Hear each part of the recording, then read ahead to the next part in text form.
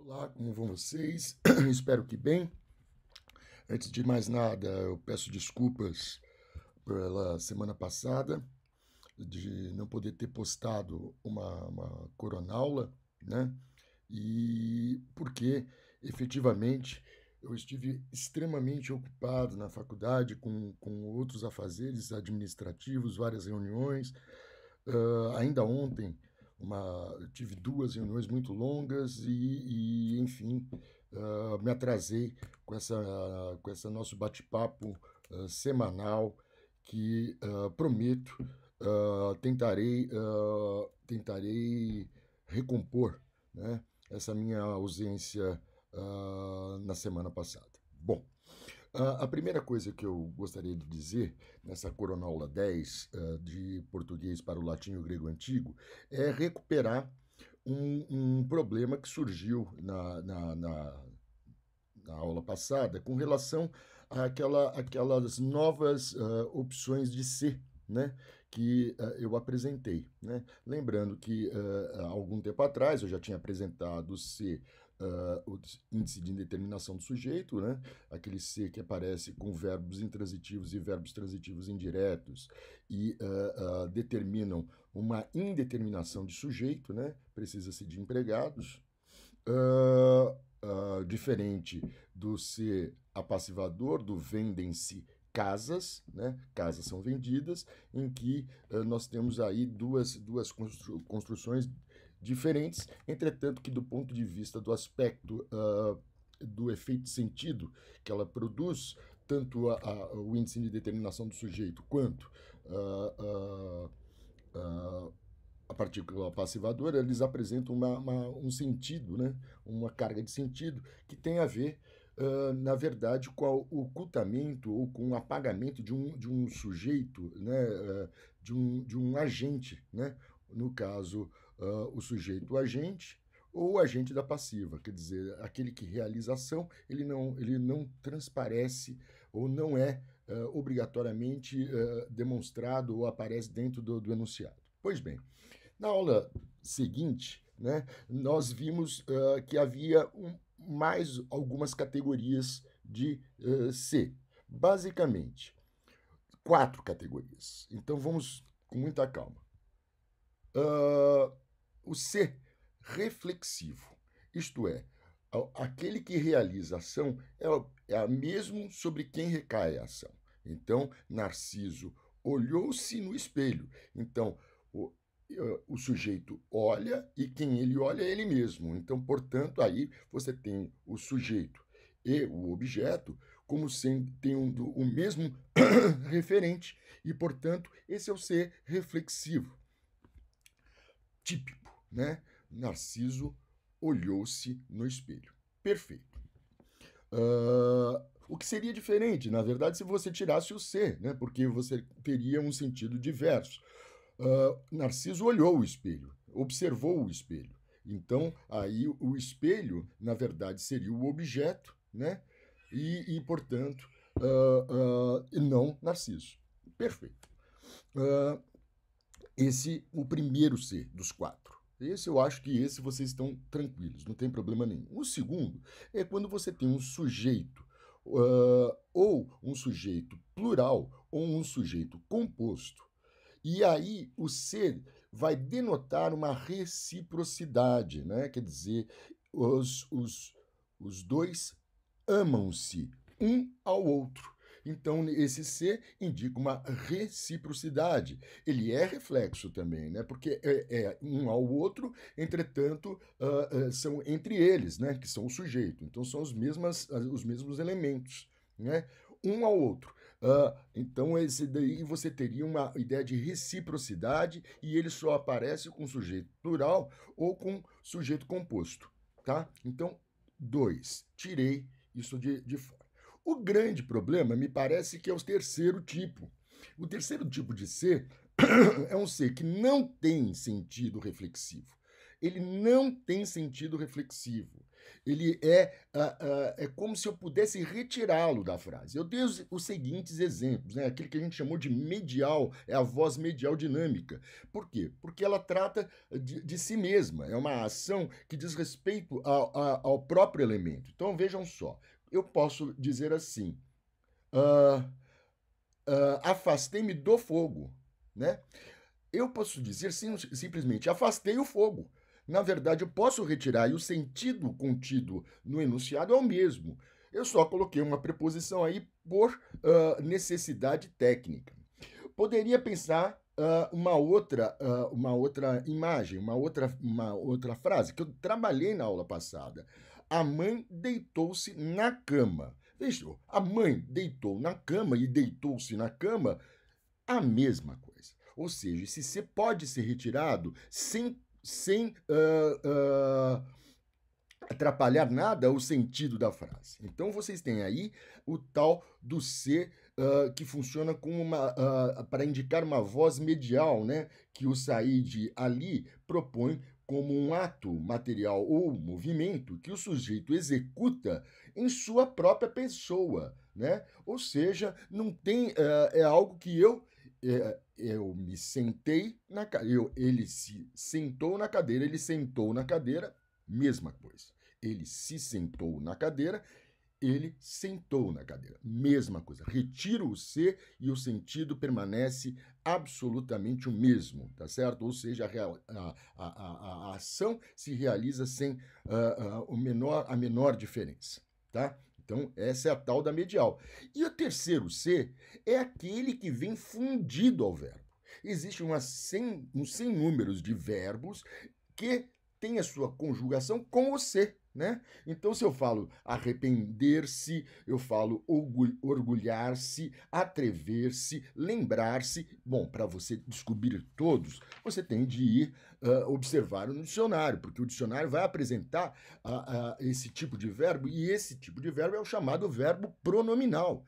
E ele se conjuga em todas as pessoas. O C só a terceira pessoa, né? Então, eu falo, arrependi-me de atacar o presidente. Isso jamais iria acontecer atualmente. Então, eu quero dizer, esse verbo, ele é chamado verbo pronominal e, portanto, ele é chamado medial pronominal, né? Mas ele vem fundido, ele não tem nenhum tipo de classificação, tá ok? Então, eu tenho lá, nos dois primeiros casos, o objeto é o mesmo que o sujeito. São os reflexivos. Ótimo. 1 e 2. O 3 é a medial, que é aquele C que você pode retirar e não compromete o sentido. E o terceiro é aquele C que vem fundido ao verbo e você irá conjugar em todas as pessoas. Perfeito? Espero que vocês tenham compreendido aquilo que ficou confuso na última aula, tá bom? Então, hoje, iremos passar. A gente viu na aula passada os adjuntos adnominais, né? Ou seja, são caracterizadores. Eles são qualificadores de um nome.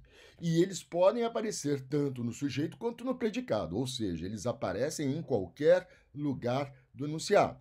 Então vocês têm que observar quais são as categorias que podem ser. Vimos lá. Então a gente tem o artigo definido, o artigo indefinido. Você tem os pronomes possessivos, né? Você tem os pronomes, todos os pronomes, na verdade, que são adjetivos, isto é, que eles ficam soldados ao substantivo ou a outro adjetivo. Então, eles são invariavelmente são adjuntos adnominais porque eles qualificam, eles especificam alguma coisa em relação a esse substantivo, né? Alguns exemplos. Então, a locução adjetivo, artigo de toda ordem, os pronomes adjetivos, isto é, o possessivo, demonstrativo, indefinido, interrogativo, relativo e até o numeral. E aí vimos alguns exemplos e a gente poderia finalizar só retomando o último exemplo, em que eu falei assim, qual casa é a sua? Então, quando eu pergunto qual casa é a sua, este qual é um pronome interrogativo que está ligado à casa, né?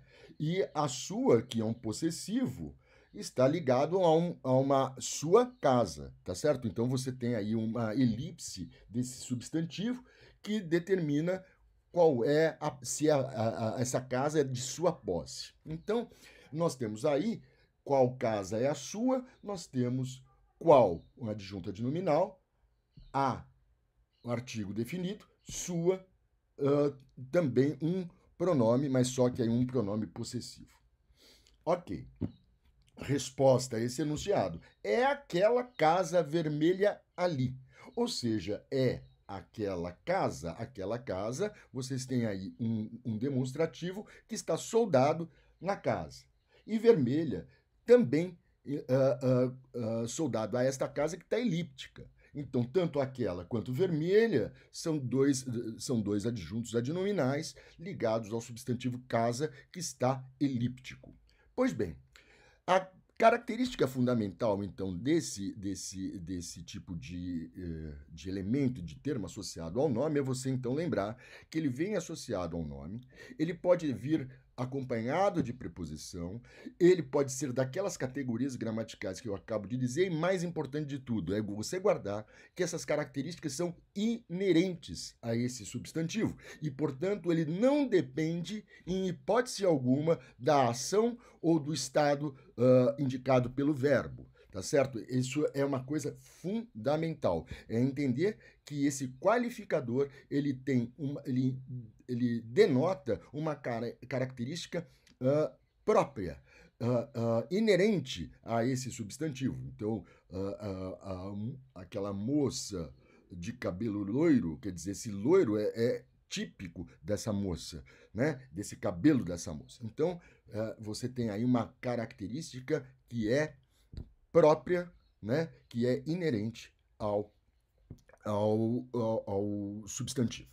Pois bem, hoje eu não vou fazer uma aula muito grande, eu vou falar de mais um termo associado ao nome e fazer uma distinção que nós temos em relação ao adjunto adnominal, que é o predicativo. Veja bem, o predicativo você tem de duas ordens, né? O predicativo do sujeito e o predicativo do objeto. O predicativo do sujeito é aquele que a gente aprende logo na primeira aula de gramática. A professora, meu filho tem 13 anos, ele está no 8º ano e ele está aprendendo exatamente isso que eu estou falando com vocês. Então eu poderia dar essa aula para ele, né? Ou seja, basicamente o predicativo do sujeito, a gente quando aprende apenas que é o termo associado a um nome quando nós temos um verbo de ligação. Né? Aquele verbo de ligação que nós já vimos quando vimos a questão da predicação verbal, é aquele verbo que ele encaminha uma qualidade sobre o sujeito, tá certo? Ele encaminha, ele estabelece a ligação, ele estabelece um elo, né, entre uma qualidade, né, e o sujeito. A tarde tornou-se gris. A tarde tornou-se gris, o verbo tornar-se, veja bem, é aqueles lá também, tornou-se gris. Isso significa dizer que esta qualidade, que é ficar acinzentado, gris, ela está sendo encaminhada sobre o sujeito e ela está na dependência justamente desse elo de ligação que indica um estado que está sendo modificado e, portanto, esta característica da tarde ela não é inerente como o adjunto adnominal. Ela depende de um hiato temporal, né? Ou seja, estou aplicando uma nova qualidade a esta tarde. Está havendo uma alteração desse estado, né? Vamos pegar mais algum exemplo. Poderia dizer assim, né? À noite, o dia ficou escuro. O dia ficou escuro. Me parece também que dá essa indicação. Então, os verbos tornar, ficar, ser, estar vão sempre indicar um predicativo do sujeito, né? Uma qualidade adquirida e não mais inerente é uma qualidade que depende dessa mediação desse verbo de ligação. Isso é algo muito importante. Vamos pensar em mais algumas coisas, então. Então, agora, pensando mais claramente, então a gente poderia ir um pouco mais longe. Vamos pensar numa frase assim: os ventos sopraram fortes, né? Notem bem que existe uma diferença de falar os ventos sopraram forte, né? É ruim, fica estranho, né? Mas poderia ser, porque eu poderia dizer que este forte, ele não é um qualificador dos ventos, justamente por não haver a concordância. Né? Ou seja, então ele seria a mesma coisa que dizer os ventos sopraram fortemente. Então eu tenho duas estruturas diferentes. Os ventos sopraram fortes. Eu só sei que os ventos eram fortes porque eles sopraram. É uma característica que eu observei a partir de uma ação verbal. Tá certo?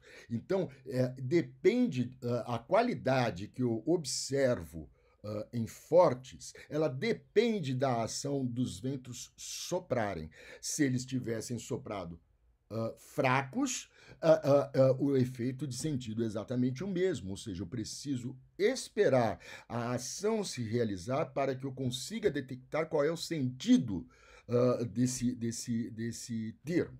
E, portanto, se o termo a que ele se refere é um sujeito, então isso é um predicativo do sujeito. Né? Então a gente tem aí uma distinção entre aquele adjunto adnominal, porque a característica não é, se eu falasse assim, os ventos fortes sopraram, olha que legal, ventos fortes, eles sempre são fortes. E, portanto, quando eles sopram de acordo com essa característica. Eu não sei que tipo de vento é esse. Entretanto, ele sopra. Quando ele sopra, eu vejo que ele é forte. Portanto, eu tenho aí um predicativo do sujeito. Tá? Esse é um primeiro exemplo. Vamos a um outro mais legal, né? Eu digo assim: o excelente mestre foi julgado incompetente pelos alunos. Notem bem, a ação de julgamento, ela é determinante para que eu saiba qual é a característica desse excelente mestre, que para os alunos era incompetente. Não sei se vocês conseguem entender. Então eu repito: os alunos julgaram o excelente mestre foi julgado incompetente pelos alunos. Então, esse incompetente, ele depende desse julgamento realizado pelos alunos, que recai sobre o excelente mestre. Então, aquele que era achado um excelente mestre por princípio, do ponto de vista dos alunos, ele passa a ser incompetente. Essa característica, portanto, de incompetência recai sobre a palavra mestre, ou melhor, sobre o excelente mestre. Essa voz é uma voz passiva. Vamos tentar fazer a voz ativa? Então ficaria assim, né? Os alunos julgaram o excelente mestre incompetente. E agora? Os alunos julgaram o excelente mestre incompetente. Excelente mestre, o que é nessa frase? Ele é o alvo do julgamento. É o alvo do julgamento realizado por esse sujeito, os alunos. Os alunos julgaram incompetente o excelente mestre. Pois bem, a incompetência ainda é uma qualidade adquirida pelo excelente mestre. A função sintática de excelente mestre em os alunos julgaram o excelente mestre é um objeto direto. Na outra, ele era sujeito, quando era na passiva. Agora, ele é um objeto direto. E esse qualificador, que aparece agora soldado, dependente da ação de julgamento dos alunos, ele é um predicativo, continua sendo um predicativo, só que agora não mais do sujeito paciente, mas sim de um objeto direto.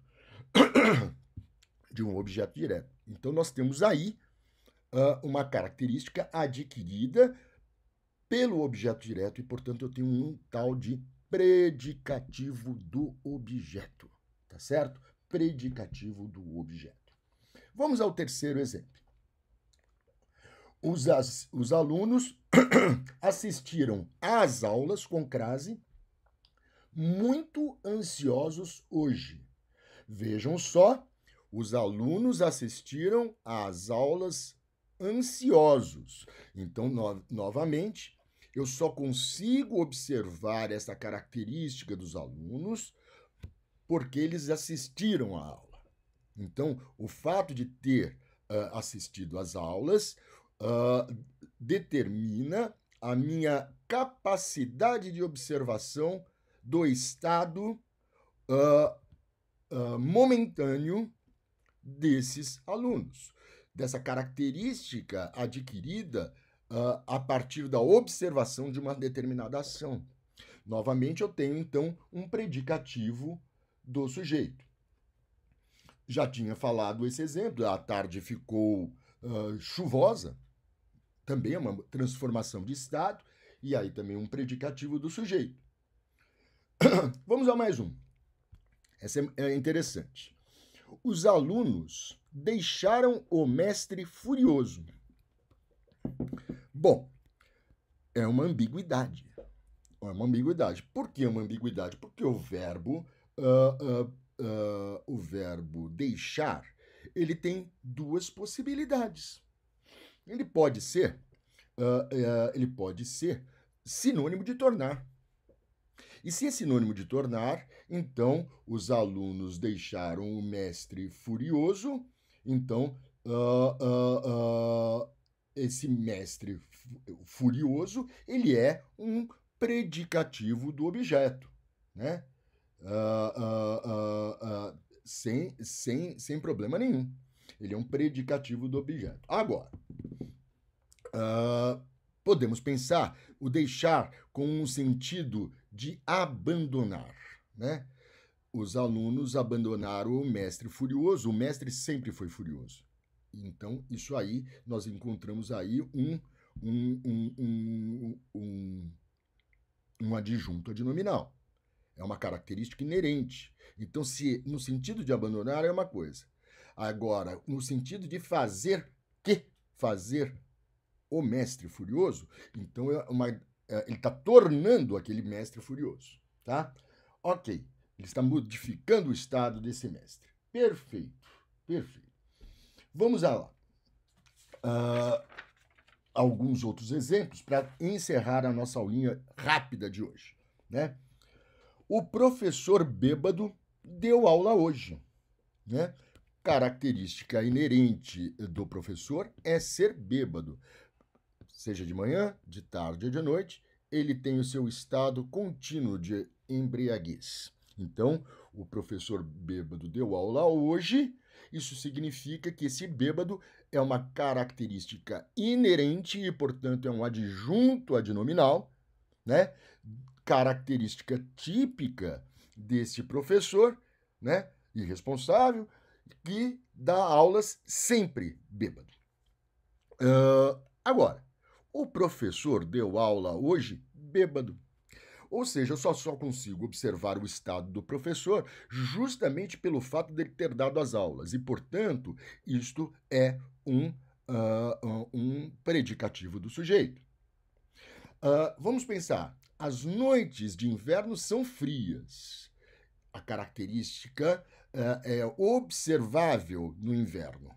Então, isto aí é um predicativo do sujeito. As noites frias são as de inverno. Elas são tipicamente frias porque são de inverno. Então, eu tenho aí um adjunto adnominal.